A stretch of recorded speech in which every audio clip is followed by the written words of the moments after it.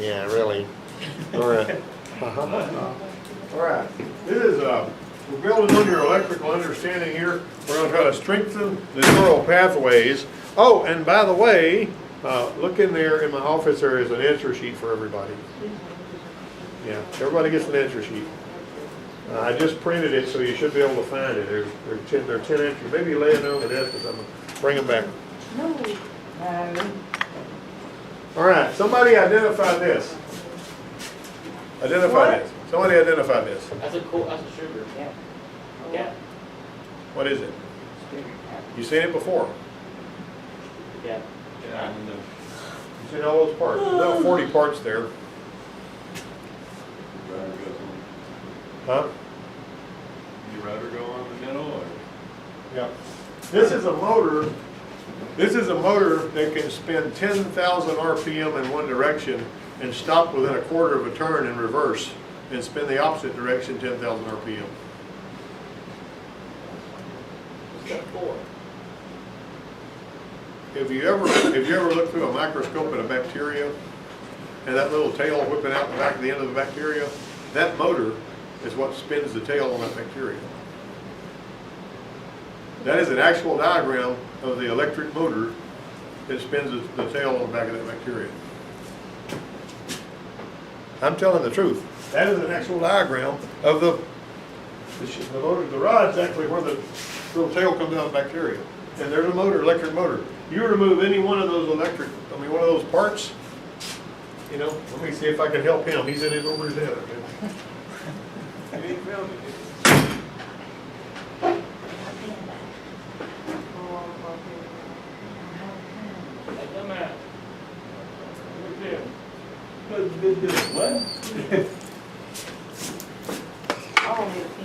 Here you go. I covered them up with my keyboard. Give everybody one of those. Sorry about that. My apology. All right, now, you see this here? Resistor color code. Look at your resistor color code. You might have seen this up on the wall. Big Billy ran over young George because Vicky grew weed. What? See if you can remember that. Big Billy ran over young George because Vicky grew weed. That's how you remember these colors in order. Black, brown, red, orange, yellow, green, blue, violet, gray, white. All right, now on a resistor, and Tim probably already knows this, your first color is your first number, your second one is your second number, and your third color is your multiplier. So it's the number of zeros, basically. That's how that goes. If you can remember this, and when I taught the people at G-Tech this time around, I taught that, I gave them a bunch of worksheets with resistors that they had to figure out what they were. And when they got done, a month later, you could hand any one of them a resistor and he could look at it for just a second and tell you what the resistance was of that resistor by them stripes. Pretty doggone good. They did better than y'all on that. This next one. I know I didn't. But the point is I'm trying to work on that. So if you can remember the fact that this starts with 0 and it goes down to white. See, starts with black, goes to white. Big Billy ran over young George because Vicky grew weed. You got that? Just remember that. And that'll help you on that. Remember your first stripe's your first number, your second stripe's your second number, and your third one's your multiplier. That last band is a tolerance band, is what that is. Anyway. All right.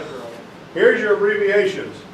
M, farad, current, power, meg, kilo, milli, micro, nano, pico.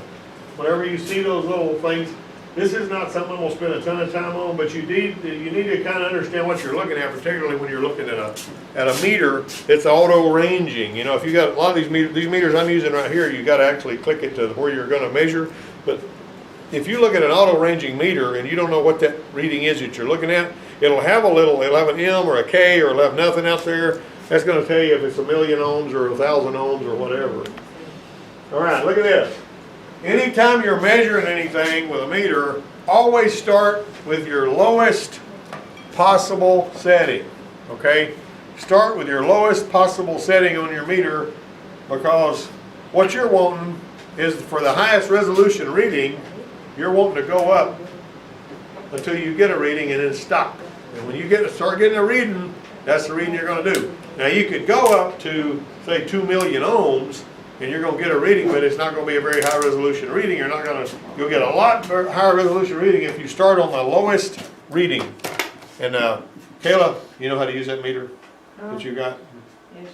All right, then you better, that's all I got to say. All right, and there's your 200 ohms. This right here is the 2,000 ohm scale. 200 ohms, 2,000 ohms. All right, now watch what happens here. We picked up a decimal place up there. That's 20,000 ohms right there. Always make sure these are your ohms, and as your volts up there. 20 volts is usually where you're going to be on that one. Down here's your amps. All right, so 200,000 ohm scale. And there's a reason I use these $10 meters, because a fuse for one of them fluke meters costs about $10. And people blow the fuses all the time. How do the fuses get blown in a meter, and how does the meter get burned up sometimes? The jumping wire. Well, they actually take this and they put it right up here to measure amps. And what does this become whenever you put it in that hole? A jump wire. A jumper wire. This meter becomes a jumper wire. Would you take a jumper wire and hook it to both sides of the battery? No, you would not. If you wouldn't take your meter, you don't want to burn your meter up or blow the fuse in your meter. Always remember, if you got through measuring amps, you're going to put it in series, just like it was a jumper wire. You're going to move that back to this hole right here when you are done.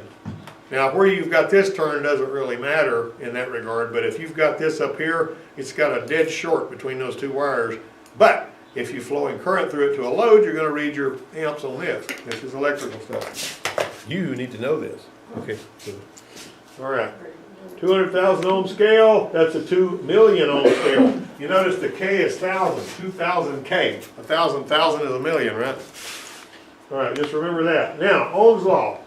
Hopefully you've burned down Ohm's law by this time. 1 volt pushes 1 amp through 1 ohm. Can you say that with me? 1 volt pushes 1 amp through 1 ohm. 1 volt pushes 1 amp through 1 ohm. Can you say that? 1 volt pushes 1 amp through 1 ohm. Say it. Come on. Come on, say it. You say it to burn it in. Say it. Say it. Or you don't want everybody to hear you say it or something? 1 volt pushes 1 amp through 1 ohm. Write it on your paper. I want to see it right at the bottom of your paper. What about you, Thomas? Can you say it? 1 volt pushes 1 amp through 1 ohm. 1 volt pushes 1 amp through 1 ohm. Yeah, 1 volt pushes 1 amp through 1 ohm. Can everybody remember that? If I ask you that in the middle of the day in the shop, you're going to be able to give me that. 1 amp, 1 volt, 1 ohm. Yeah, 1 volt pushes 1 amp through 1 ohm. Voltage is pressure, amps is flow, ohms is resistance. That's like putting your boot on a water hose, right? All right, that's what you're shooting for. You want to try to remember that. All right, a 12 volt circuit is powering a bulb that's pulling 6 amps. What's the bulb's wattage? What's the question? What? A 12 volt circuit is powering a bulb that is pulling 6 amps. What's the bulb's wattage? 3. Whoa. You're supposed to put the answer on your paper, Thomas, but that ain't the right answer anyway. It's not. No. I'm asking for watts. Oh. You have another opinion? Correct. You have an opinion or Ben? Oh, you need something to write with? All right then. All right. While y'all are figuring that out. What's the answer? This much conversion. You got a converter. There's the one Jennifer was writing with. All right, you got it? Now, you won't use Ohm's law very much in the day-to-day grind of repairing vehicles, just like you don't use the latent heat of vaporization a lot when you're fixing air conditioners and stuff like that, but you need to understand it. But if a dealer sends you to electrical school, the first thing they're going to do is they're going to talk about Ohm's law, right? All right, and so here we go. Now, a 12 volt circuit is pulling 6 amps. What's the resistance of the load? What did he say? 2 ohm. I don't know. What did he say? All right. Well, we no second rate amateur. Now, we're engineers. We need to know all sorts of things. Not the least of which is a lot of simple things. This looks like something that Charles would do. Look at there, see? Well, they put that chain up there pulling the throttle. Pretty cool, huh? All right. Like knowing how to make things work. We got to know how to make things work. So we got to master fundamentals. And a secret to any technician's success starts with a solid mastery of the fundamentals. We're talking about. If you can master electrical fundamentals, you'll eventually achieve expert status fixing electrical stuff. Noah's pretty good at electrical stuff. He went in there, he came in there washing his hands one day, and Adam says, did you get the power windows working on the vehicle over there? And he goes, yeah, I took the piece of paper out that you put in the power window switch. But he found it legitimately, you know what I'm saying? So he'd actually, he's pretty good at tracking stuff down. It's all about common sense is what it is. Question 3, conventional versus electron theory. Conventional current flow theory says electrons flow which way? Positive to negative or negative to positive? Conventional theory versus electron theory.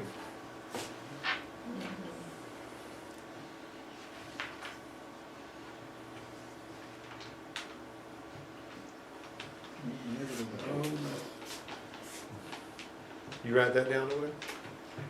You already put that down on your paper? Huh?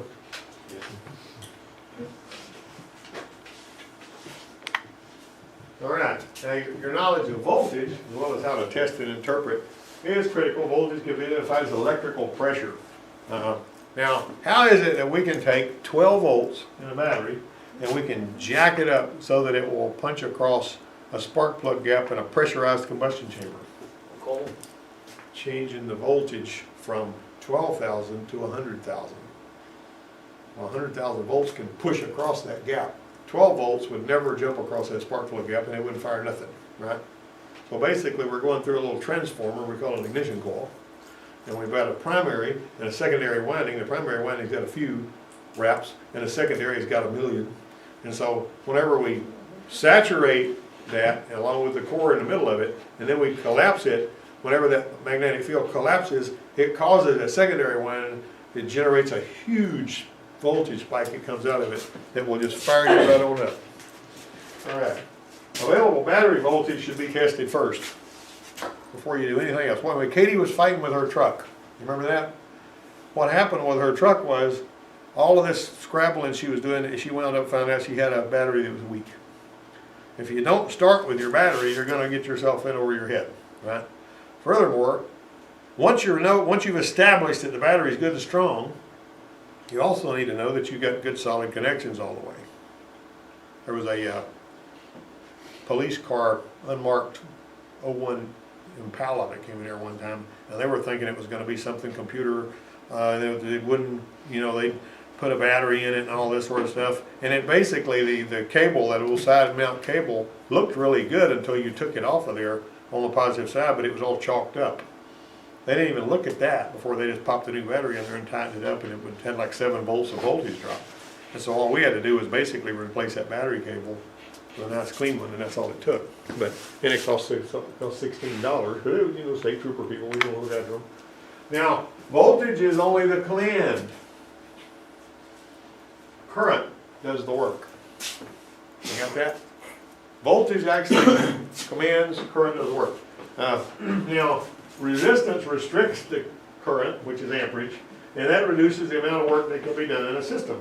Lower voltage requires more amperage to get the same work done. Resistance breeds heat in connectors. When you see a burned up connector like that, a lot of the times is because there's a lot of current flowing through there, and it starts to oxidize those terminals where the current's trying to flow, and as it starts to oxidize them, they get really hot, and as they get hot, they build resistance, and with resistance is heat. And it just gets worse and worse and worse until it melts down and, you know, everything, and the current quits flowing. That happens a lot. Where's the most common place that happens? Anybody know? On a car? Fan circuits. Blower motor, radiator fan, that's where it happens, more than any other place. Now, if you've got a light circuit like headlights, you know how on these headlights, somebody had a headlight when you unplug this headlight thing and look at it, it has all melted and burned on the inside. I've got a whole package full of headlight connectors up here that were sold for that reason. You know, any kind of headlight connector that'll probably fit on your car, because they burn up a lot. Because there's a lot of, how many amps is a headlight? How much does it take to burn a headlight? Like 5, 6, something like that. And on a tail light, it's like a half an amp, 2 amps on a stoplight, something like that. All right. When diagnosing a computer-related circuit, computers communicate in voltage and not amperage. they do their work, there's a tiny whisper of amperage, but it's not enough that it's almost impossible to measure it. But they do their work using both. Computers have to convert analog signals. An analog signal is one like that. A digital signal is an on-off. This is digital, right? All right. If, for example, an analog speed sensor PID reading flips back and forth between speed values at the scope waveform and the computer connector looks normal, you have a bad analog to digital converter in the PCM. So basically, as the voltage goes up to a certain level, it says, okay, that's on, and then it goes down to a certain level, it says, okay, that's off, so it converts it. Even though it's analog, it converts it to on and off when it crosses a threshold. And that's not complicated, it doesn't make a, it shouldn't scare you too bad. A variable reluctance sensor produces what kind of signal? Analog or digital? Variable reluctance.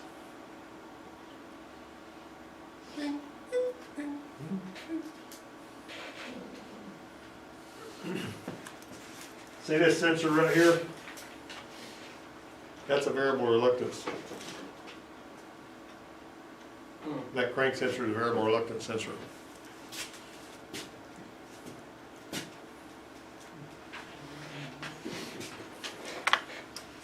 Cam, crank, and vehicle speed sensors usually produce an analog voltage. I just gave you an answer, didn't I? And it's important to remember the sensor's frequency pattern and signature are what they use to determine. Let me tell you something. I can go out there on one of these cars like that, when that Ranger, before Noah set fire to it, I could actually go out there and, Noah didn't set fire to it, it just caught fire after he got through working on it, it wasn't his fault. But anyway, when you take the crank sensor wires, like right here, the little blue wire and the gray wire, you can swap those around.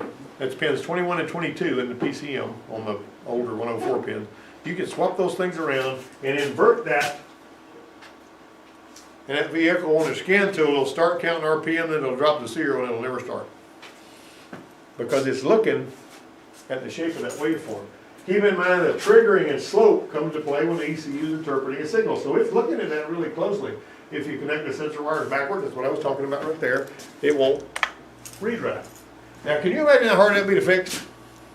How are you going to determine that they're hooked up backwards? You better be looking at pinouts and wire colors, right? I mean, you could do it, but most people would never think of that. Computer output signals are always digital. That means on or off voltage triggers. The PCM sends digital triggers in several different ways. Pulse width modulation, on time. Now, basically, what this is doing, the percentage of on time, basically you're comparing the whole thing. You're going to say, how much of the time is it on versus how much of the time is it off? That's how you do duty cycle stuff. 10% it's on 10% of the time, off 90% of the time. If it's 100%, it's up here. If it's 0%, it's down there. But it's basically going to be turning it off and on. Now, whenever you turn off the injectors, it's got the current sweeps across those windings in the injector and makes about a 50 volt spike. You're going to see that. That's what an injector firing looks like. They're always duty cycle and pulse width are practically the same thing, but dash lights and some solenoids are cycled on newer cars. The canister purge solenoids, you may hear them going, something like that. That's a digital thing. But the how long they stay on when they turn on, first time I ever ran into a pulse width situation was in the early 80s, the computer command and control in General Motors cars. They had a mixture control solenoid in the carburetor. And it would go up and down 10 times a second, but it could stay down from 1/100th of a second to 9/100ths of a second each time it went down. When it went down, it was lean. When it came up, it was rich. And it was letting more fuel go through the jet. Frequency is the speed at which a cycle is repeated. Hertz is how many times per second it's occurring. So basically remember that. That's hertz. A Hall effect sensor produces what kind of signal? Digital or analog? You got 10 seconds. 9, 8, 7, 6, 5, 4, 3, 2.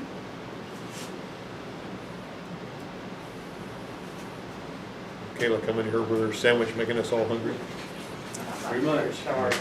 She's the Grinch. She's the Grinch. That's what she is. All right. Hone your troubleshooting skills by using a scope to view inputs and outputs. If you look at a lot of good patterns, you'll recognize the bad ones. Okay. And a scope is giving you live data. Is basically not doing like on a scan tool. When you plug a scan tool in, you're gonna look at, there's several data lines that come to a scan tool depending on which network you're pulling off of. But let me tell you about this. You know, when you plug into, when you go out here and you're going, Kayla, where if you're gonna plug into a car, do you actually go and tell it what car it is, or do you just go into the OBD2? So we'll go to both? Yeah. Why should you do both? What's the difference, Thomas? Thomas is trying to find the answers on his phone. What's the difference between the OBD2 and the enhanced? The enhanced would be, I'm telling it I'm working on a 2015 Buick whatever with the engine and all that kind of stuff. You tell it all that information. And you're actually talking to what the manufacturer has, and it gives you the full 4-digit code. It gives you all this information. In other words, the code starts with a 1, it's enhanced, and it starts with 0. But if you go in there, it's really intelligent to go and look in the OBD2, because that's a different room in the engine controller. And it's talking to you on a different wire. Occasionally you'll find a situation where the enhanced room may not even talk to you, but you can go into the OBD2 room and get some information. When we ran into that? You into that? Remember that? Yeah. That was on, you remember what it was on? It was that Jeep, wasn't it? Or something that y'all were putting in. We were trying to talk to that Jeep. It was a 12 model, and it had a check engine light. And so we plugged it in, and we couldn't get that enhanced room to talk with a flip. So we backed out, went into the OBD2 room, and we found an oil pressure sensor code. It was a Durango. Durango, that's what it was. But the long and the short of it was, when we got through with it, we were able to go into the OBD2 room and find it. It's all actually talking on a different wire than the other one too, so be aware of that. But anyway, take stored captures and share them with other mechanics online. I got a whole waveform library I've saved. All right. Kirchhoffs Law refers to the fact that the voltage drops across a load, and a load basically anything that has resistance and does work. Now, if I've got these two lights right here, and I've got got them wired up, let's say I wire them up in series, so I'm basically going to see this one. I got to fix where you ground it. You power them both of them up with this little flasher. All right. But if I've got these lights hooked up so that the light's going through here, and then it's got to go through that light before it makes it back to ground, they're in series, right? All right, now what's going to be the distinctive? If I wire these lights up parallel, they're going to be really bright. If I wire them up in series, they're going to be half as bright. Why? Because each one of them is dropping half the voltage. Got it? You're going to have half the voltage being dropped by this one if they're the same size bulbs, and those two are. All right, so anything that has resistance does work. Loads have resistance and turn current into heat, light, movement. When I was talking about the jumper wire, if I take one of my jumper wires and I put it across the battery, what does the jumper wire do? Becomes a load. What does it do? It gets hot, and you may see some light, right? Glows red hot, burns your fingers, and it smokes everything up. Interesting thing about wires, a piece of wire that long can burn under your dash, and it'll fill the whole engine compartment up, the whole passenger compartment up with smoke. Just that one wire. Incidentally, if you ever see that happen, get out of the car, because that smoke is poison. If wires burn up, don't breathe a lot of that smoke, because it ain't good for you. I didn't charge you anything for that. Bad connections have resistance. All right, so remember the importance of voltage drop testing. You remember voltage drop testing? You're working in a shop in the afternoon. Will's going to expect you to know that. If you know how to use a test light, you also know voltage drop testing, right? Really important. All right, so if we go, pay attention to the voltage drop thing. When we're doing voltage drop testing, we're going to be always on the same side of the circuit, right? We don't do voltage drop testing from power to ground. We get it with current flowing. We're going to go from here to the positive part of the load. That's how we're going to do it. And whenever the load's flowing, that's going to tell us how much is being lost between here and here. Really, really important to understand that. All right, you can pinpoint the location of unwanted resistance that way. Like I've always said, somebody says, I changed my starter, I changed my battery, and it still goes run, run, run, run, run, run. And what's going on with that, And so when you do the voltage drop test between the hot side of the battery and the starter, and you find that he's dropping about 4.5 volts there, Drain? Huh? Parasitic drain? No, parasitic drain is what kills the battery when you shut it off and you walk away at night. The voltage drop is actually what's dropping between the battery and whatever the load is. because you got resistance in between. As a matter of fact, your electrical one final runs you through a voltage drop measurement. So always remember this, always remember this. You gotta check, you remember the little electrical one final, you went through it, right? Where you had to check voltage drop across the resistance on there. That's one of them things. All right, the left headlight is dimmer than the right one, but the bulb is new. Where would you connect your voltmeter lead to do the first voltage drop test on this problem?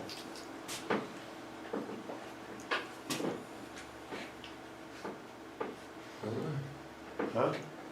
I want to know what you would do. You got a dim headlight. This is what you're supposed to be fixing. And if you're working for somebody that's hired you and is paying you some money, the last thing you want to do is, what's this? I don't know what to do with this. All I know is we put a bulb in it, right?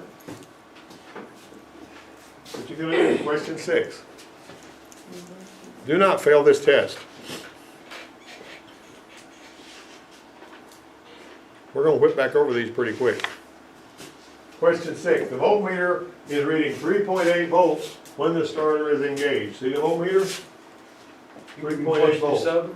Huh? Question 7? Yeah, it should be question 7. That was a screwed up deal. So change that to question 7. My bad. 3.8 volts from here to here. What I need to do, Charles? If I'm reading 3.8 volts there while I'm spinning the starter, what do I need to do? What's wrong? I've also noticed that the starter's spinning kind of slow. Well, you dropped about like, what, 7 volts?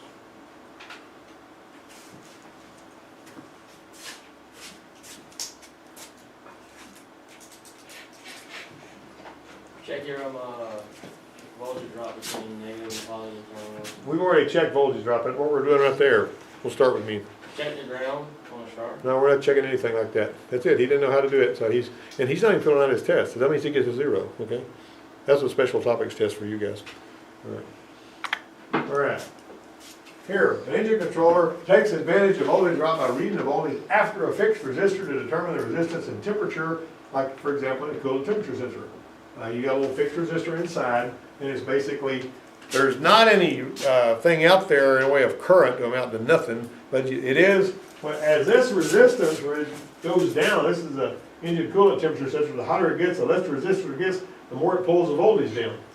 But it's a resistor too, and it'll have like thousands of ohms. But the point of the matter is, the computer is reading off of that line that's going out there after it goes out here. That's why if you unplug that, it reads 4.6 volts instead of reading 5 volts, because it's got a current limiting resistor on the inside of it, a current dropping resistor. Variable resistor provides the changing input, in this case a negative temperature coefficient. Remember that, negative temperature coefficient means it gets less resistance as it heats up. Positive temperature coefficient is like a light bulb. As it heats up, it gets more resistance, okay?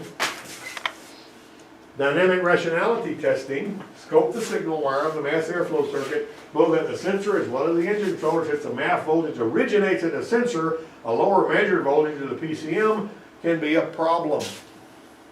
And all that. Okay, let's go to sleep, turn it into a skeleton. All right, Kirchhoffs Law refers to what? I can tell if you were listening earlier, right? If you were taking notes, you would know, right? Everybody done? Think about it. Put down the answer. Take this seriously.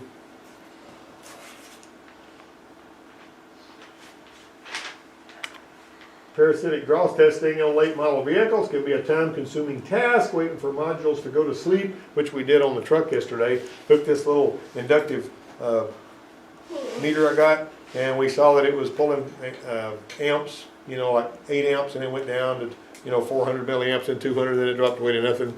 A lot of times you got to wait for that to happen. If you take the battery cable off, you know, and ask you, what's the amperage rate of that fuse?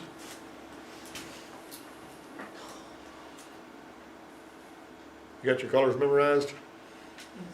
Oh, it's supposed to be white? I thought we were supposed to guess. It's natural. It's clear. Oh, clear. What's a clear, how many amps does a clear fuse have?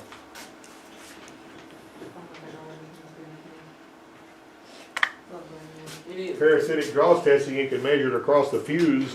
Whatever is flowing current is going to be dropping some current, because there's always a little bit of voltage drop across those fuses. All right. Amperage traces taken with an inductive current probe provide a lot of information about what's going on in the circuit without disconnecting the wire. That's a good thing. You can scope amperage and voltage on the same thing, like this is an injector, and that's a good thing too.